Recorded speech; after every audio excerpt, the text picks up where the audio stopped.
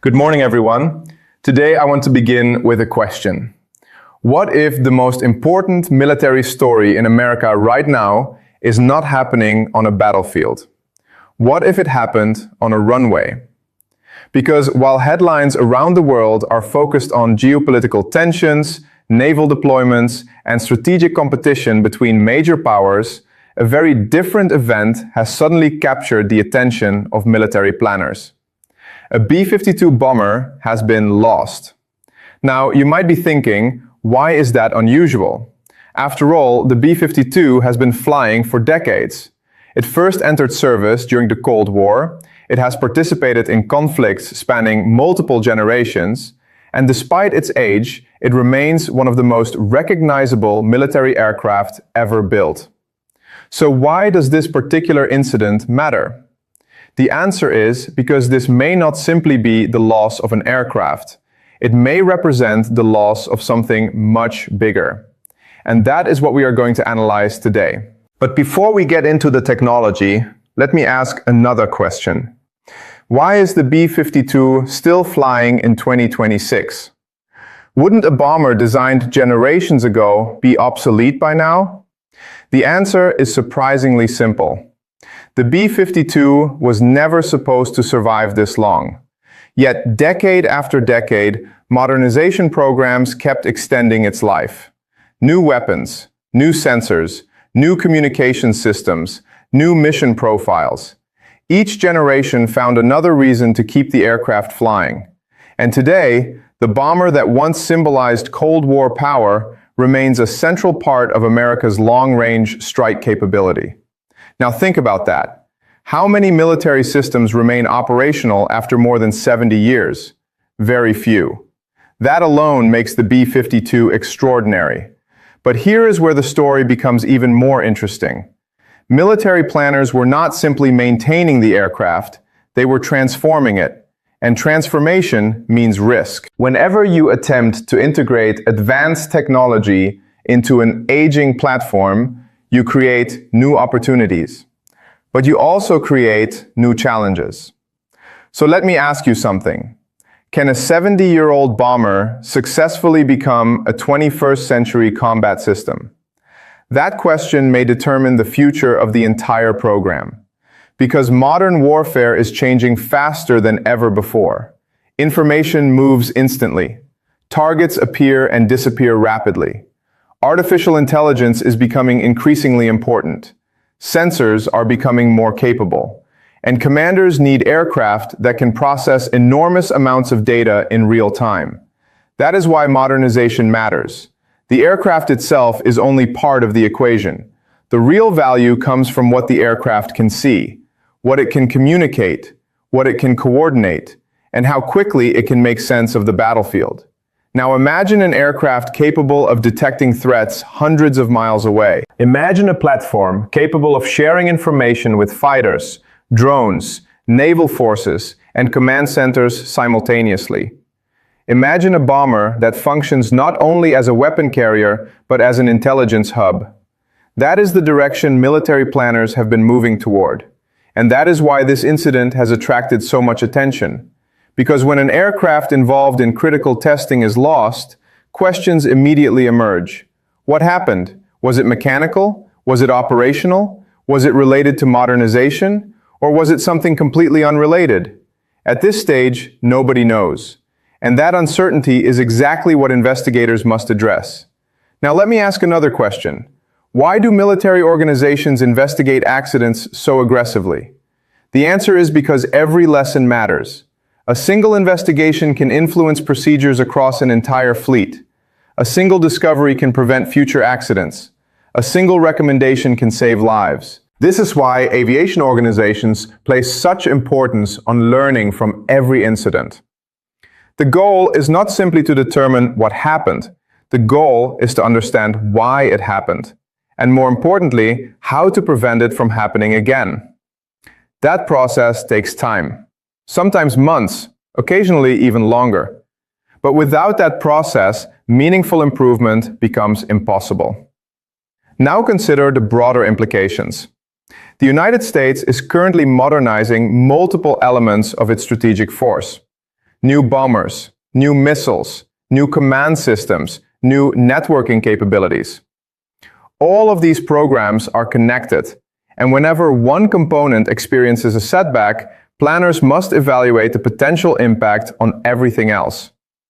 Does this mean the modernization effort is in trouble? Not necessarily. Large military programs encounter obstacles all the time.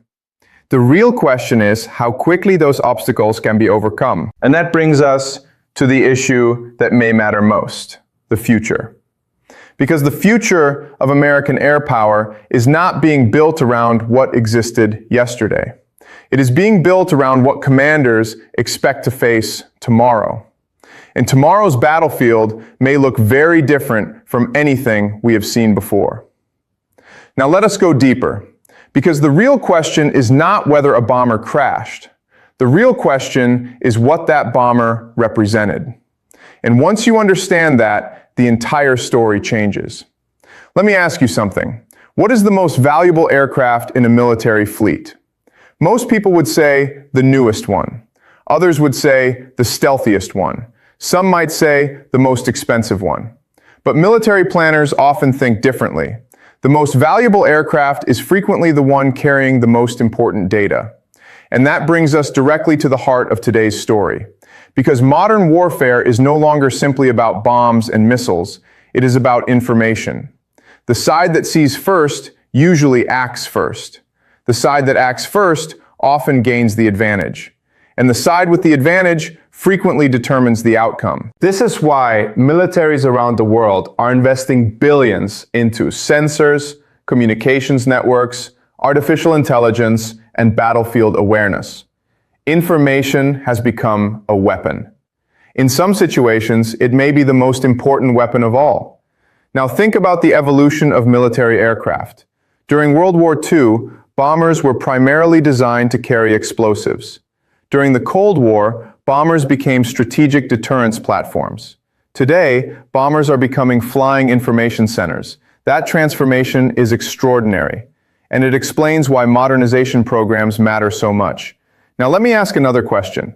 Why would the Air Force continue investing in an aircraft that first flew generations ago? The answer comes down to economics and capability. Building an entirely new fleet from scratch costs enormous amounts of money. But upgrading an existing platform can sometimes deliver significant capability at a lower cost. Military planners call this maximizing value. Take a proven airframe, install advanced systems, extend its usefulness, increase its effectiveness, and continue operating it alongside newer platforms. That strategy has been used repeatedly throughout military history, and in many cases, it has worked remarkably well. Now imagine the challenge facing engineers. You have an aircraft designed in one era. You are attempting to integrate technologies from a completely different era. Can that be done successfully? The answer is yes, but it is never easy. Every new component must communicate with existing systems. Every modification must be tested. Every upgrade introduces new variables, and every variable introduces potential risks. That is why testing matters. Testing reveals problems before combat does. Testing identifies weaknesses before adversaries do. Testing allows improvements before lives depend on them. And that is why developmental aircraft often carry extraordinary importance. Now let me ask something that many viewers may not have considered. What happens when a critical test platform is lost? The answer depends on preparation. If backup systems exist, programs continue. If alternative platforms exist, testing resumes. If sufficient data has already been collected, progress may continue with minimal interruption. But if a platform occupies a unique role, recovery becomes more complicated. Suddenly, planners must reassess schedules, engineers must review assumptions, program managers must determine the fastest path forward, and decision makers must evaluate costs. That process can influence timelines across multiple projects. Now think about the bigger picture. The United States is not modernizing its military in isolation. Other nations are modernizing as well. China is modernizing. Russia is modernizing. Regional powers are modernizing. Everyone understands that future conflicts will look different from past conflicts. Artificial intelligence is advancing, autonomous systems are advancing, electronic warfare is advancing, cyber capabilities are advancing. The battlefield of tomorrow may be shaped by technologies that barely existed a decade ago. And that means every major military organization is racing to adapt. Now let me ask another important question. Why does adaptation matter so much? Because history punishes organizations that fail to adapt. Military history is filled with examples. Armies that ignored new technology, navies that underestimated innovation, air forces that relied too heavily on old assumptions. Again and again, change rewarded those who embraced it and punished those who resisted it. That lesson remains true today, perhaps more than ever. Now consider the role of artificial intelligence. Some people hear the phrase and immediately imagine science fiction. Others imagine autonomous weapons. But in reality, military AI often focuses on something much simpler. Decision support, data processing, target identification, mission planning, threat analysis, reducing workload, improving speed, enhancing awareness. These functions may not sound dramatic, yet they can dramatically influence battlefield performance. Imagine a crew receiving information faster. Imagine threats being identified sooner. Imagine commanders making decisions with greater confidence. Those advantages accumulate, and over time, small advantages become major advantages. That is why so many governments are investing heavily in AI-related technologies. Now let me ask you this. Could a single accident slow that progress? The answer is temporarily. But history suggests innovation rarely stops. Programs encounter setbacks, investigations uncover lessons, improvements are implemented, development continues. That pattern repeats across nearly every major technological effort. The key question is not whether progress stops. The key question is how quickly momentum returns. And that is exactly what military planners will be evaluating. Now let us shift our attention to the crews themselves, because technology often dominates discussions, yet people remain the most important component of any military system. Aircraft do not make decisions alone. Crews make decisions. Engineers make decisions. Maintainers make decisions. Commanders make decisions. Technology supports people. People determine outcomes. And when tragedy occurs, it is important to remember the human dimension. Behind every aircraft are individuals, families, colleagues, friends, entire communities connected to the mission. That reality should never be forgotten. Now let me ask another question. What lessons could emerge from this investigation?